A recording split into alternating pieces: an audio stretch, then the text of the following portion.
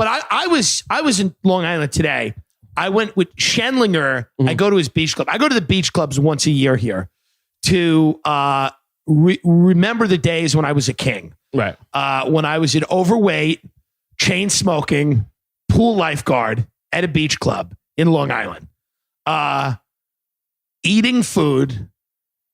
Like people. Any of the people there recognize you from your lifeguard days? Like the not really, no. You got no, because he's a member of a different beach club. Oh, okay. They barely recognized me when I shot my fucking pilot. The Comedy Central probably won't pick up at the same beach club. Oh, that was your beach club? That was my beach club that we shot the pilot. And they did recognize you? A few people. Okay. But the majority of them are gone. You know, people move, the kids get older. You've whatever. also put on a few pounds. I've put on a few pounds. Your skin doesn't look quite the same. No, I mean, I sadly, it doesn't look that different. Oh, you had bad skin back then? No, but I mean, it wasn't great. Okay. Yeah. So we're at the beach club, and you know, for people that haven't been to a beach club, you pay money, you get this little cabana. It's like $8,000 for the year, right? And you get access to a pool, which is whatever, and a private beach, and you can go in the water and whatever. One of the lifeguards jumped down, was like, "I'm a fan." And I was like, "Thanks a lot, man." Whatever. And then, so I was really happy. It was a fun day. We were only there for a few hours, you know. I'm gawking at some 18-year-old kid. Scott's like, "This is embarrassing." He's like, "You're being very obvious." I was like, "Well, this is why they work out. Is it not why they work out?" Right. So you can't control. If you want to be hot, right. Here's the thing, folks. Well, were you with your hand in your pants? I was in the pool. So here's the thing, folks. Yeah, but you could still see the forearms kind of floating towards your fat gut, and it's like, yeah, he seems like he might be touching himself. They know. I was adjusting my gut, getting ready. I was getting ready to go for it, but I didn't.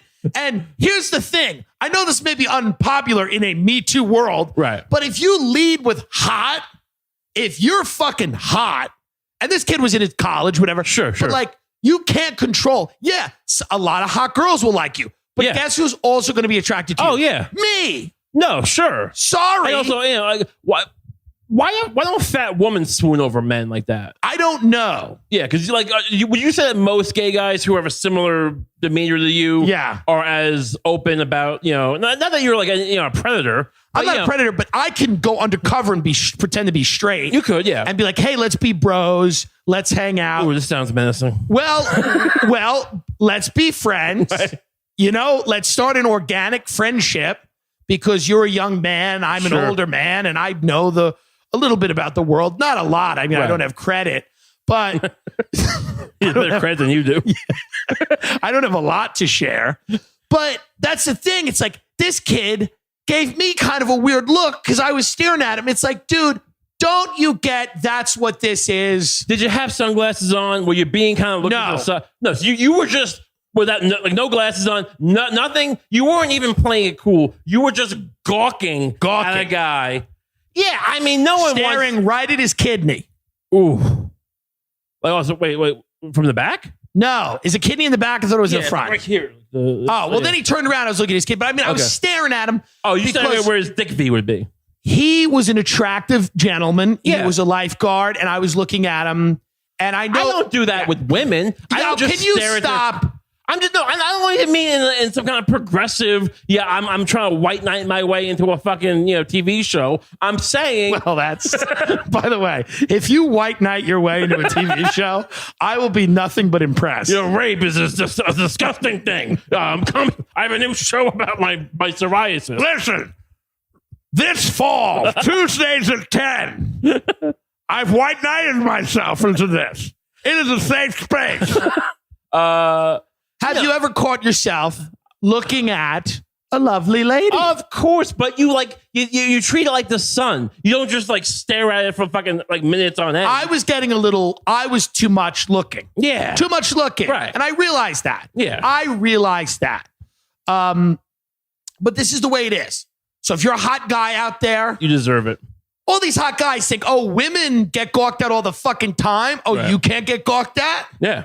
Maybe somebody can't grab your dick. That's the thing. Maybe you're balancing the scales. I am. You're doing more than any of these Me Too people. I like the way you're going. Yeah. I like the turn this made. Turn around is fair game. I like this turn. Yeah. I think I'm doing my part because I think men need to know what it feels like to be ogled. Right. by an ogre. Yeah. And they're not. Yeah, because it wouldn't be ogling otherwise. It would just because all these jokes, mutually attractive people all these who might jokes that these fucking young kids do, they get on stage like, when gay guys hit on you, it's cool, and you're always like, no matter what, you're always like, I hope the guy likes me. Like, it's all these, it's this breed of humor now where a good-looking guy will get up on stage and talk about how gay guys are very direct, but women are not. And it's a lot of people have this similar type of joke. Gay guys are direct. That's not. You don't think that's true, do you? Well, yeah, maybe sexually direct. Well, that's what I mean. Okay. Like if you're in a bar and a gay guy wants to fuck you, they'll go up to you and be like, "Hey, buddy." Right. Whereas a woman, it's a more of a dance. Yeah. So there's this kind of comedy, but it always assumes usually that the gay guy is a certain type of gay guy or whatever. Right. Maybe has a little money and shape guy. What about me? You got a little peg leg. What about me? You got some bean burrito stain on your fucking pants. If I go up to you and I'm like, "Hey, boys." You smell like nachos and halitosis. What is halitosis? Your breath, your shitty breath. Oh, I don't know what that is. It's like a habitual bad breath. Yeah, interesting. I think I'm just saying you're not perfumed. You're not a perfumed homosexual man. Right. Well, I'm not. I'm not a perfect person. You don't smell like fucking dog. No, I smell good. But I think people should. I think. Well, number one, traditional masculinity is under attack. Sure. Under attack in this country. I mean, look. Which is why a man like yourself or a man like myself is not respected, but these Zac Efron bitches are. These pretty boys. I feel like in the 1970s, Brian Dennehy was a man that got pussies wet. Right. Do you understand what I mean? Was Brian Dennehy a sex symbol? I believe to an extent. I mean, okay. In my conception of history, he was. Because I was around Irish women. Yeah. Okay. When did he start? Was he an actor before he was 50? I don't know. Okay. But is he dead now? I don't know. Anyway. No, look, I feel like I'm actually in the golden age for Ray Kump. Yeah. Because it's like I'm not some kind of alpha Italian like. Hold on, I got a non-dairy Haagen-Dazs chocolate. I just got to put it in the freezer. Keep going. Okay. I'm not one of these guys who's like, Italian. I'm not just disparaging the Italians, but they're more outgoing with their, their masculinity and their fucking, they put on the fucking brute or whatever Italian guys wears cologne and they go out to the club. I'm not that kind of masculine. I'm just kind of dirty and I wear the same shirt every day and I have psoriasis on my leg. And people, at least in Brooklyn, are so now unused to seeing anyone who isn't kind of, I don't know what you call it, not traditionally mad, that like they kind of seem to gravitate towards me. That I feel like there's a certain credence they give me that maybe I don't even have to demonstrate my bona fides. Well, yeah, you are a hearkening of the apocalypse, but they find it refreshing, is my point, and as they should. Yeah, people that are still trying to I've said this many times. When I meet somebody and they are optimistic about the future, right? I think they're mentally ill. Doesn't make any sense. They're mentally. I'm like, I don't know what set of statistics, beliefs. I mean, I'm lost, and that doesn't mean that you have to be a Debbie Downer. I'm a happy guy. You're a happy guy. I'm enjoying. We're having fun. I'm making synthesizer music now. You're doing electronic music. Yeah. It's no one asked for that, and you've put it out right into the world. Right. But to me, some of our cynicism is reflected in the way that we present. Sure. I mean, look, no one is like inviting us into like the fucking the 8-way fuck thing going on in the Hamptons. No, we have to work our way to sex. We have to, you have to earn it. Have a personality. And you got to earn it. I'm not just. If I take my pants down, it's hairy and it's fucking. There's no dick V. I got fucking. I can fuck. Yeah, I know how to fuck. Right. I got a decent dick. I feel like you've given this speech to a judge. Listen, I'm going to be very honest. I can fuck. I got a decent dick. I don't got a dick V. I got a dick. So we leave the beach club. We go to a restaurant. We go to a steakhouse. One of my favorite steakhouses, probably my favorite steakhouse on Long Island, Jimmy Hayes. Oh, it's great. We went there once, yeah. in Island Park, and we go there, and everything about Jimmy Hayes is great. It just feels racist, you know, like, and that's what a steakhouse should feel like. So don't fucking start with me. The pictures, well, it also sounds racist. right. Only if you listen to the conversations. The pictures are on the wall are all golfers. They got great food. Yeah. And I'm sitting there. We have a great dinner, and Scott's got 2 little kids there, and they're like 3 or whatever. And they're holding it together for most of the meal. And then around dessert, they start to scream, and I'm like, let's get out of here. We can't have dessert. Now, Scott's, of course, upset because he wants every free thing he can get. Right. He wants every course. Yeah. He's like, I don't think they're that bad. I'm like, people spend a lot of money here to not hear kids screaming. Let's fucking get out of here. We'll get them an Italian ice or whatever, right? So then Scott does this, which is like, there's 3, you know, we get a Chateaubriand for 2, which is like a porterhouse, but it's the filet cut, Right, yeah. whatever.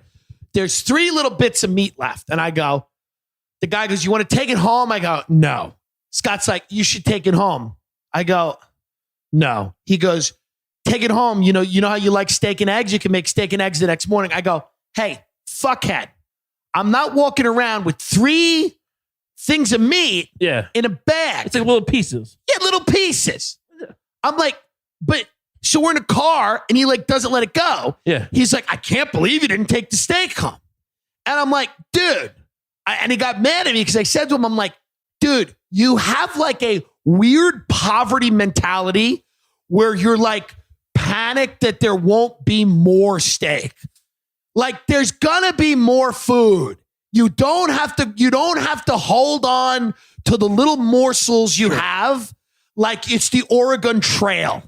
You know what I mean? Yeah, I mean, I don't know if it's a poverty mentality because I know the guy. He's a nice guy. I like the guy. No, I like him too. But he's got like a low-level grifter thing going on. And well, that's part of it is that, I guess. But like to me, my whole thing is like, I was never a fan of the to-go. No. To-go it looks trashy. It looks, not only does it look trashy, it's never good. Here's the thing. You bring it home to your, like, if you got kids who are like 13. Yeah. It's a nice thing when my parents would bring something home. It was nice. I still think they looked like trash bags earlier in the evening, bringing it out. But you know. Yeah. And you know what would be nice? How about cooking those kids dinner instead of bringing them home something? But like, to me, the doggy bag concept, it says exactly what it is. You're a dog. No, you're a dog. This is important to us. Yeah. This was a big night. Yes. I don't want any of this. Have you ever seen in a restaurant someone take like literally a tablespoonful of mac and cheese and put it like a coffee cup with a little lid over it? It makes me, I want to go insane. I remember I think one of the first times you took me to Walensky's. Yeah. And it was amazing. It was a great meal. Yeah. Fantastic. And I remember I looked around and go, you know what's weird is that for a lot of these people, this is just like the diner. Right. And like there's nothing special. This is just what they eat like every other day. Right. And that's where we should be. That's what you should aspire to. Well, not being like, this was we saved up, we scraped and skimmed for this. Yeah. We say a whole year. Right. We put away pennies. Right. We took a jar of change down. We turned in a bunch of cans and this guy's got money. He's in a house, got a brand new car. Enough. You know, if you need, go get a potato and put a Marlboro Light in its mouth and watch that and then press play on your phone.